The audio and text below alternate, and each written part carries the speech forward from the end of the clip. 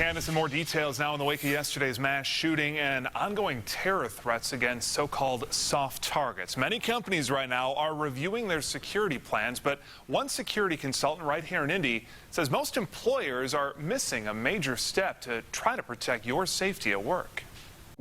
Mark Davis, head of Indy-based Deep Blue Security, watched on Wednesday with the world as another senseless tragedy played out on television. This is not something that we're saying we're going to stop. In fact, in my opinion, that we'll see an increase in these type of things. But I think we have a responsibility to make sure that our employees are as safe as possible. And how often are we training these things? How often are we letting people know what their role is?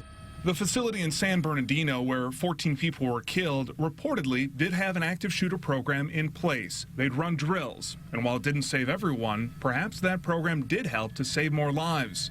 But Davis says far too few companies and organizations right here in Indy have those similar plans in place.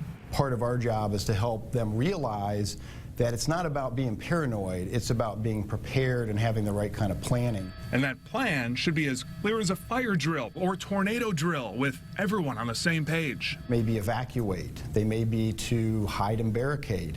As a last resort, could be to fight or disrupt. The whole goal of an active shooter is to prolong that incident. Our goal is to mitigate that and reduce that risk. Davis is also quick to point out that it never hurts to ask a question, have a conversation. If you don't feel that there's an active plan in place, bring it up to your superiors and get one going. And I encourage employees to go to your leadership and ask, do we have an active shooter program in place? What is the workplace violence policy that's in place? And is there a plan in the future to help us be more safe and secure? So what are the specifics that any active shooter program should have in it? Well, we're going to lay those out for you right here on your News at 7. And